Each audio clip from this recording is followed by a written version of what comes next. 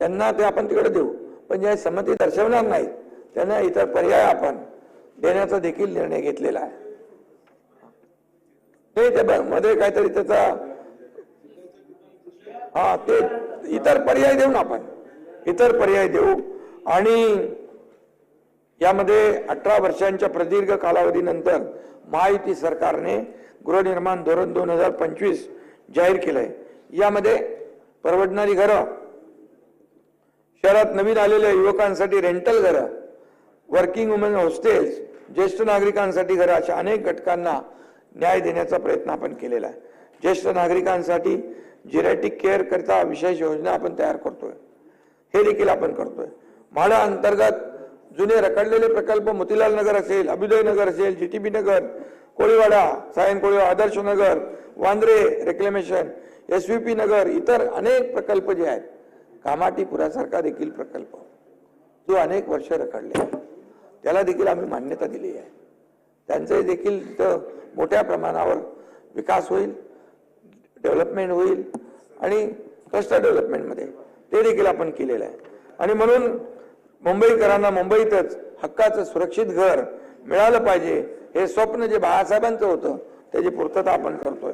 आणि म्हणून येत्या 23 जानेवारी रोजी सुरू होणाऱ्या बाळासाहेबांच्या जन्मशताब्दी वर्षानिमित्त मुंबईकरांसाठी योजना आणून 23 जानेवारी रोजी सुरू होणाऱ्या बाळासाहेबांच्या जन्मशताब्दी वर्षानिमित्त, सुनील शिंदे ऐका, मुंबईकरांसाठी योजना आणून आम्ही साहेबांच्या, बाळासाहेबांच्या चरणी हे सगळं योजना आणि योजना पुष्प अर्पण करतोय.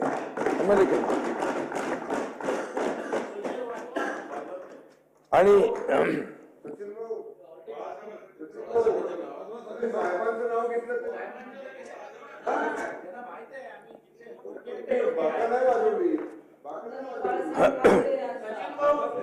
मला आनंद आहे सभापती महोदय की सेंट्रल हॉलमध्ये पण, मुंबईच्या विधान भवनामध्ये सेंट्रल हॉलमध्ये पण बाळासाहेबांचं तैलचित्र लावण्याचं संधी आणि भाग्य आम्हाला लाभलं, याचं देखील आम्हाला आठवण करून देतो, बाकी काय. त्यामुळे आम्ही कामातून उत्तर देतो. त्याचबरोबर सेंट्रल पार्क जो आहे, रेसकोर्स, कधी आयुष्यामध्ये तुम्ही विचार केला होता? अगोदर प्रयत्न झाले, पण ते काय पुढे झालं माहित नाही. ते भाषणामध्ये गुंडाळलं. मुख्यमंत्री मी झाल्यानंतर चहलना बोलवलं.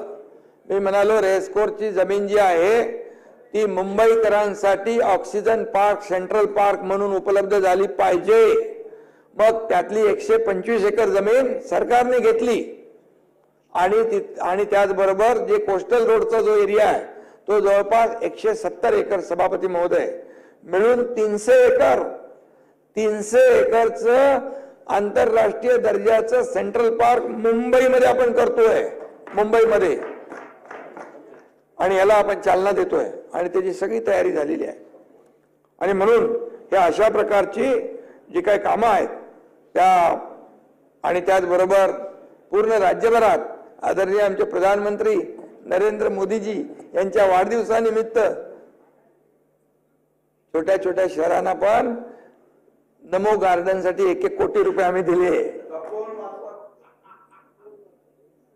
नवीन गार्डन नको, छोट्या छोट्या शहरामध्ये गार्डन बनवणं, उद्यान बनवणं त्यांना परवडत नाही, म्हणून आम्ही 394 उद्यानांना 394 कोटी रुपये दिले.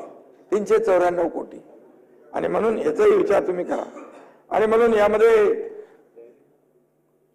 छोट्या शहरांमध्ये फायरमॅनची देखील काही लोकांनी मुद्दा काढला होता. अग्निशमक दल 2000 पदांची भरती करतोय आपण. नगरपालिकांमध्ये रिक्त 1000 पद आपण भरतोय. किती आपण निर्णय घेतोय. आणि म्हणून किती कुणी काही आरोप करू द्या, किती द्या शाप, किती करा वल्गना, आम्ही राबवू जनकल्याणकारी योजना. त्यामुळे हे सगळं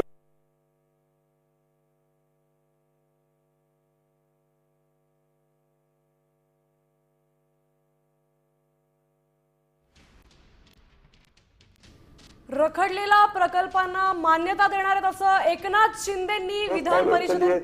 सन्मान्य सदस्य, इच्छितो मी, महाआघाडी सरकारच्या काळात मार्च 2022 112 हेल्पलाईनचा रिस्पॉन्स टाइम 15 मिनिटं 51 सेकंद होता, तो आता निम्म्यावर आलाय. आता रिस्पॉन्स टाइम 7 मिनिटं 23 सेकंद झालेला आहे. बदल झाला आहे.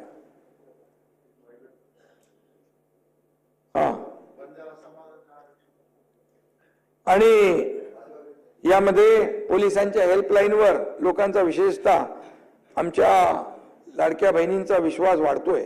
पोलिसांच्या 1502 फोर व्हीलर्स आणि 2269 टू व्हीलर्सवर मोबाईल डिव्हाइस टर्मिनल आणि जीपीएस यंत्रणा लावण्यात आली आहे.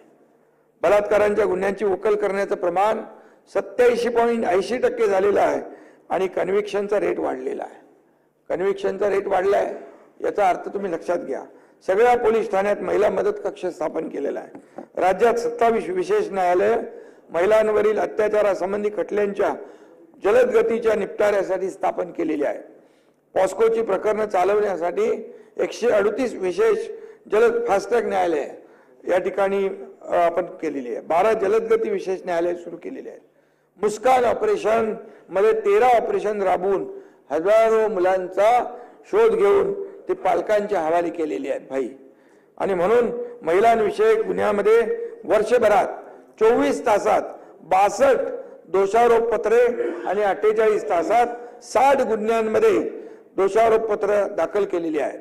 महिलांच्या सुरक्षिततेसाठी महिला अत्याचार प्रतिबंधक कक्ष, निर्भया योजना, महिला सहाय्य कक्ष याद्वारे मदत करण्यात येते.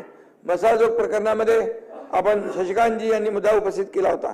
या प्रकरणातील 8 आरोपीपैकी 7 आरोपी अटक झालेले आहेत. कृष्णा आंधळे फरार आहे.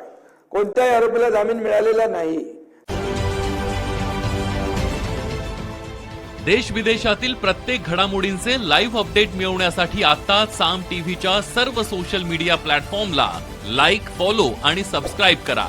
तसंच सर्व नोटिफिकेशनसाठी बेल आयकॉन प्रेस करायला विसरू नका.